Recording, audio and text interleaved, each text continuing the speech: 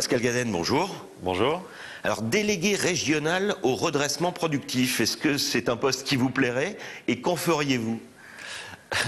Oui, c'est un poste qui me plairait. Maintenant, je ne pense pas être la personne indiquée pour le poste, dans la mesure où, d'après les informations dont qui me sont parvenues, c'est un poste qui sera dédié à quelqu'un qui est, en tout cas, qui est déjà fonctionnaire d'État, ce qui n'est pas mon cas, puisque je viens du privé.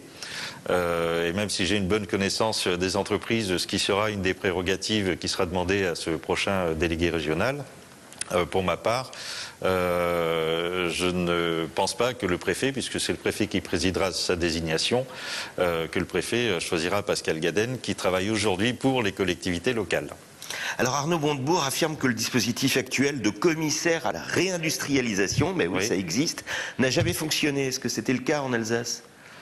Alors, c'est vrai qu'il n'a pas été appliqué comme on aurait pu l'espérer en Alsace. Néanmoins, il a été appliqué dans d'autres régions, et notamment en Lorraine, où Jacques Chérec, qui est un ancien de la CFDT, avait été nommé commissaire à la réindustrialisation. J'ai eu l'occasion à plusieurs reprises d'échanger en profondeur avec lui, et c'est quelqu'un dont l'action a été saluée unanimement. Alors le futur délégué au redressement productif en Alsace est-il vraiment utile ou est-ce qu'il va faire double emploi avec ce que vous faites déjà à la DIRA notamment ? Il ne fera pas double emploi, en tout cas il sera complémentaire à l'action que les collectivités locales ont confiée à la DIRA, celle que j'ai la charge de mener en tout cas pour la DIRA. Il ne fera pas double emploi, et j'allais dire que compte tenu de la situation, on ne sera pas trop de deux à travailler ensemble, la main dans la main, et de toute façon l'action qui est menée à la DIRA, comme elle sera menée, je pense, par le futur délégué régional, sera une action qui pourra se faire exclusivement en concertation avec l'ensemble des autorités, y compris celles que les collectivités locales représentent sur le terrain. Alors on vous a vu sur tous les fronts ces dernières semaines, l'OR, Coop, General Motors. L'Alsace reste une région industrielle, on l'ignore parfois, et elle est donc plus touchée aujourd'hui que les autres ? Oui, depuis quelques années, les plus touchés, vous avez oublié de citer Strassel, qui est un gros dossier sur lequel nous travaillons actuellement. Évidemment, il y a 260 emplois en jeu.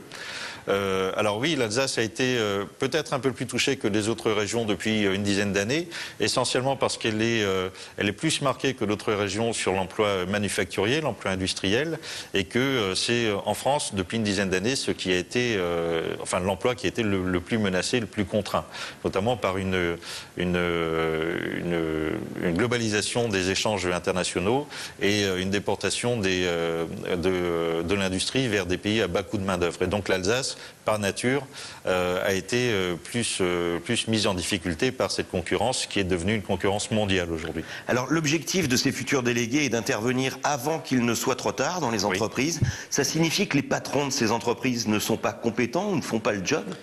Si, absolument. Les patrons sont totalement compétents. Simplement, la vocation de ce futur délégué, sans évidemment parler en son nom, puisque, comme vous le savez, c'est une action qui sera complémentaire à celle qui est menée par la DIRA, eh bien, cette action sera en anticipation. C'est-à-dire que, de par un certain nombre de moyens qui peuvent être mis en œuvre, ça a été le cas avec le CIRI. Vous avez évoqué le dossier LOR tout à l'heure. C'est un dossier qui a été traité. Le CIRI, qui est le comité interministériel de restructuration industrielle, donc qui s'occupe des entreprises de plus de 400 salariés au niveau national.